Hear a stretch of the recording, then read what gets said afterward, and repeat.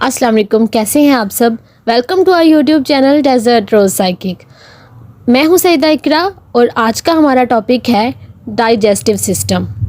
Digestive system के ऊपर बात करने से पहले आप लोग इस चैनल को सब्सक्राइब कर दें और बेल आइकन को भी प्रेस कर दें ताकि आपको हमारी आने वाली हर वीडियो की नोटिफिकेशन सबसे पहले मिल सके, और इस वीडियो को लाइक भी कर दीजिएगा। और अब हम स्टार्ट करते हैं हमारा टॉपिक डाइजेस्टिव सिस्टम। सबसे पहले देख लेते हैं कि आज हम कौन कौन से टॉपिक्स कवर करेंगे इस वीडियो में। सबसे पहले जो टॉपिक कवर करेंगे वो ऑफ कोर्स डाइजेस्टिव सिस्टम होगा and the metabolism of food. उसके बाद फंक्शंस होंगे। वैसे तो डाइजेस्टिव सिस्टम के इंट्रोडक्शन में ही उसके फंक्शंस भी ज़ाहिर है, इंट्रोडक्शन में ही बता दिया जाता है कि इसका क्या मकसद है या इसका क्या काम है। फिर भी हम फंक्शंस को अलग से डिस्कस करेंगे। फंक्शंस के बाद हम देखेंगे कि डाइजेस्टिव सिस्टम के डिसऑर्डर्स कौन कौन से हैं, मतलब कौन सी खराबियां हो सकती हैं जिसकी वजह से कौन डिसऑर्डर्स हो सकते हैं डाइजेस्टिव सिस्टम में, और उसके बाद हम उनके ट्रीटमेंट्स पे भी बात करेंगे। सबसे पहले पढ़ते हैं डाइजेस्टिव सिस्टम को कि डाइजेस्टिव सिस्टम क्या काम करता है और इसकी इम्पोर्टेंस क्या है हमारी बॉडी में। जैसे कि अब आप सबको पता है कि हमारी बॉडी को एनर्जी की ज़रूरत होती है। जैसे कि हम सारा दिन कोई ना कोई काम करते रहते हैं रूटीन में, तो हमारी बॉडी को एनर्जी की ज़रूरत होती है और वो एनर्जी हमें फूड से मिलती है। ये जो फूड से एनर्जी तक का सफ़र है ना, ये फूड को जो एनर्जी में कन्वर्ट करता है उसको हम डाइजेस्टिव सिस्टम के थ्रू पढ़ते हैं।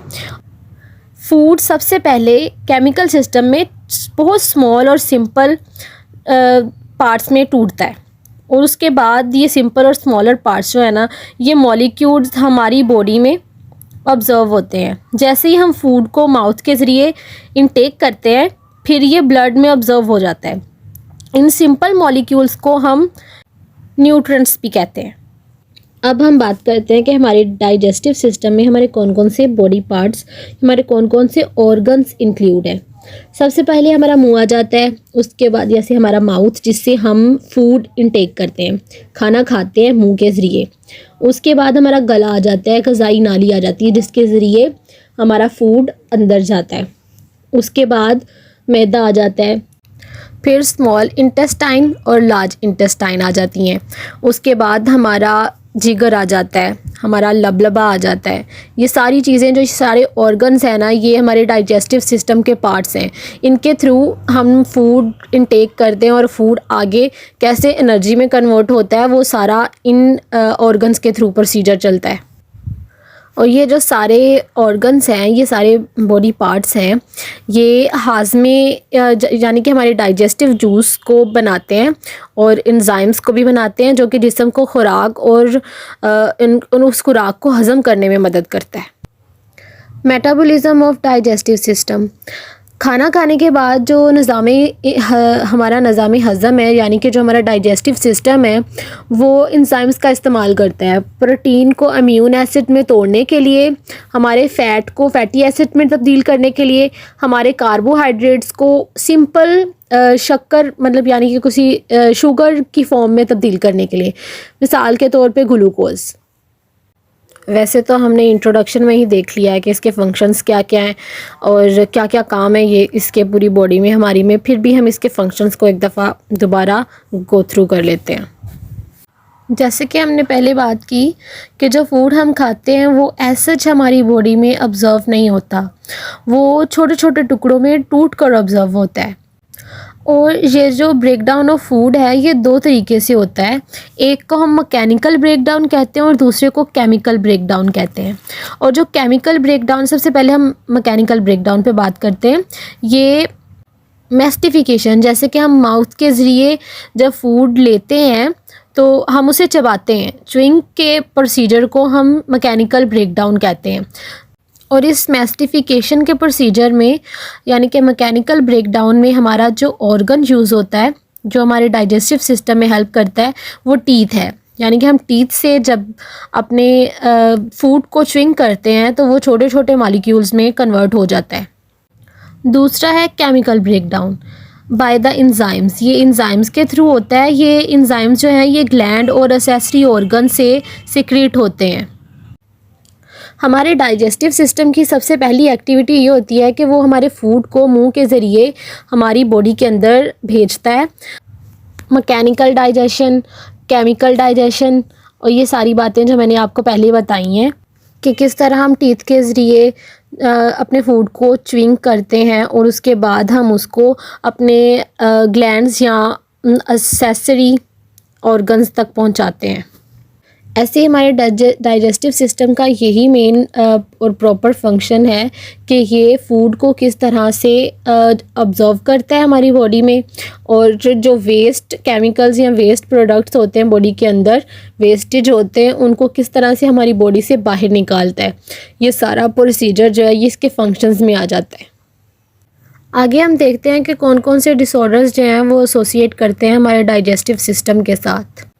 ہمارے ڈائجسٹیو سسٹم کے جو کامن ڈس آرڈرز ہیں ان میں جو سب سے پہلے آ جاتا ہے اس کو گیسٹروفیجل ریفلوکس ڈیسیز کے نام سے جانا جاتا ہے.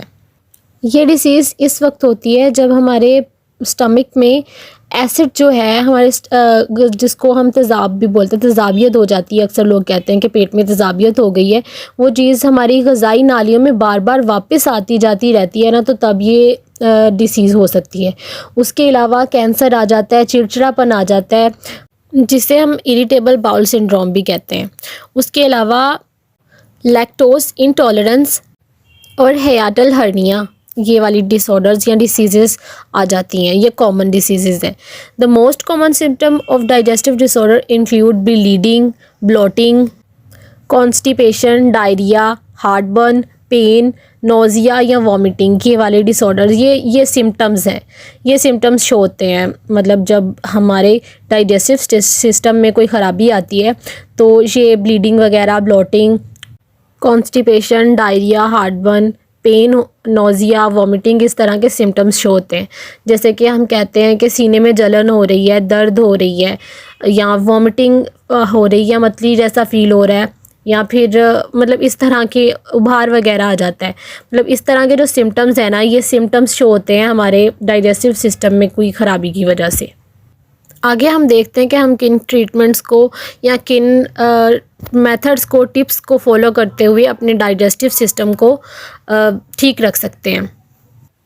سب سے پہلے آف کورس جو سب سے پہلے ہم کرتے ہیں، ہمارا کوئی بھی مطلب اس طرح کا کام، جیسے کہ میں نے پیچھے آپ کو سمٹمز بتائے ہیں، معدے کی جلن یا پھر کچھ بھی اس طرح کا ہوتا ہے، تو سب سے پہلے ہم ڈاکٹر کے پاس جاتے ہیں اور میڈیسنز لیتے ہیں. تو سب سے پہلے میڈیکیشنز آ جاتی ہیں. Taking over the counter medications to as symptoms کو کم کرنے کے لیے استعمال کرتے ہیں ہم. فار ایگزامپل لیگزیٹیوز آف کانسٹیپیشن، جیسے کہ ہم کہتے ہیں کہ جلاب وغیرہ یا قبض وغیرہ کے لیے ہم جو استعمال کرتے ہیں نا، مطلب اس طرح کی میڈیسن جو ان کے لیے استعمال کرتے ہیں وہ آ جاتی ہیں. اس کے بعد ایکسرسائز آ جاتی ہے. Exercise for 30 minute a day. Food and digested material is moved through the body by a serial of muscles constructions. اچھا، eat more fiber, eat yogurt, eat less meat. کم میٹ کھائیں، فائبرز والی چیزیں زیادہ کھائیں، yoghurt کھائیں، پانی زیادہ سے زیادہ پئیں، آرام کریں، اور جو فلوئڈ اشیاء مطلب کہ جو لیکوڈ چیزیں ہیں ان کو زیادہ مقدار میں لیں. And last one but not the least, BR80 diet کو فالو کریں، جس میں ہم بناناز لے سکتے ہیں، رائس یوز کر سکتے ہیں، apple jam with toast, all of which are easy on the stomach and beneficial in their own way.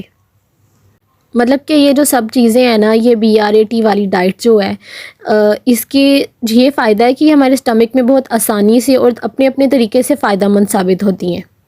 یہاں ہمارا ٹاپک ختم ہوتا ہے. Thank you so much for watching my video. اور اگر آپ کا اس ٹاپک کے ریلیٹڈ کوئی بھی کویسچن ہو تو آپ کمنٹ سیکشن میں پوچھ سکتے ہیں. ساتھ ہی ساتھ جانے سے پہلے ہمارے یوٹیوب چینل ڈیزرٹ روز سائیکک کو سبسکرائب کرتے جائیے گا اور اس ویڈیو کو بھی لائک کر دیجیے گا. Thank you so much.